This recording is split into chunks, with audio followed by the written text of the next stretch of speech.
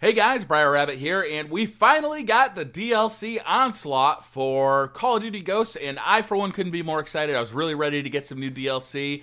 This is Containment, and I like this map quite a bit. As you can see, I'm doing pretty well. You'll see me go about 30-5 in this gameplay, with the aid of some kill streaks. I think I call in a couple of choppers, and even get an artillery strike as a field order.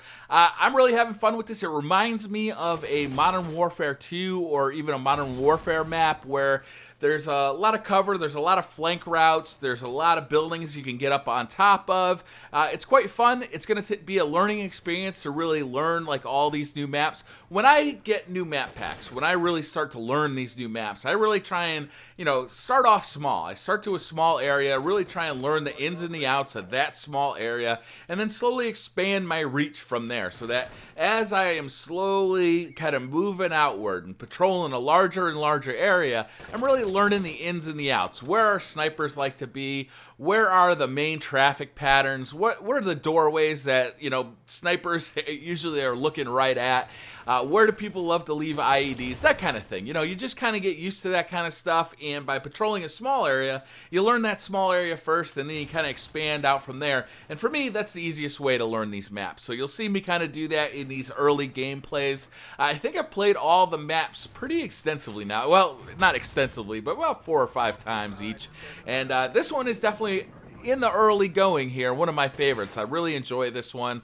There's a lot of flank routes, and I really like that. With a silenced weapon, you can really cause havoc to the enemy team, and they don't know where you are because you're not appearing on the mini-map. I also like that there's kind of this nuclear truck in the middle of the map on the bridge. You can see it right here, and if you get close to it, you can see that it kind of blanks out your mini-map. It also gives you this kind of like Geiger counter static as you get near it. I think that's pretty cool. If that thing blows up, I believe it's blown up with a field order, it takes out that whole bridge, kind of changes the flow of the map a little bit, and that's cool to me. I like that. I know a lot of people don't like how strike zone really changes after a chem strike, but I think that's pretty cool because it's basically 2 maps you have to learn. And while this one doesn't have that kind of destruction to that extent, it does change it a little bit. You'll see that I get up on this roof here for a bit, and I'm right in the enemy spawn. This roof is really a nasty spot in Team Deathmatch.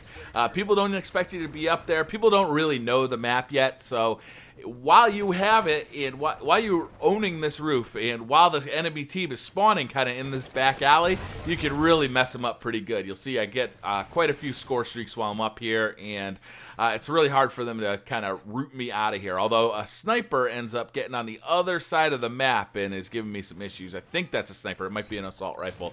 I'm liking the Maverick. It's not a top-tier gun in my opinion at this point. There's a little bit of too much side-to-side recoil. It makes it hard to be accurate at long ranges.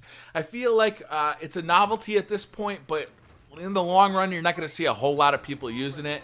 I really would suggest that, once you kind of get a feel for it, once you check it out, put a grip on there. It really helps with the recoil. I like it with the muzzle brake.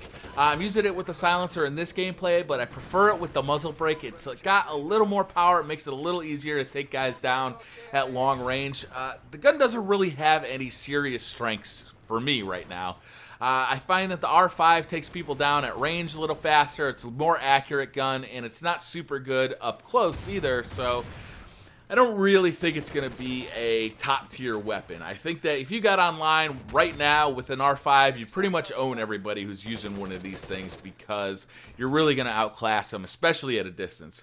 I have been playing some of the other maps, and I have found the same kind of to be true with the other maps. I really like a submachine gun on some of the smaller maps, and I really, really like a marksman rifle on ignition. I find that is a very, very effective setup for that map. That's the Scrapyard remake from Modern Warfare 2.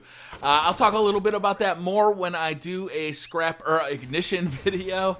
That'll probably be coming either today or tomorrow. I'm really having fun with Containment, though. I think this is a really good map. I think it's a really strong map pack overall. Fog, Michael Myers, when that music plays on Fog, it is really really creepy. So look forward to that. That'll be coming out soon too. If you are on the PlayStation 4, you got about a month to wait. So I know that you guys will be watching these videos, kind of looking to see what we have to offer, or what Call of Duty has to offer as far as the Onslaught map packs go. And I gotta say, they're pretty good. I'm enjoying it overall a lot. I'm glad the Maverick isn't some kind of like overpowered, unbalanced weapon. It does seem to have a place.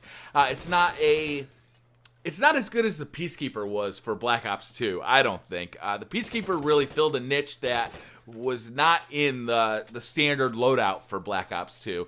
I don't know if the Maverick does that. I think it's just kind of another assault rifle. It's not any better than the R5 or the AK-12, so it doesn't really add anything short range, so I'm not real sure if I'll be using it much. I think that you'd probably be better off kind of switching it up. You know, take advantage of the fact that you know what most of the people in these maps are going to be using. Use something that will take advantage of that, either something that can hit from longer range or something that can dominate shorter range, and I think you'll have a lot of success. That's going to do it for me from this video. Thank you very much for watching. If you like this video, hit that like button. It really helps me out. If you're new to the channel, hit subscribe, and I will see you guys next time. Bye.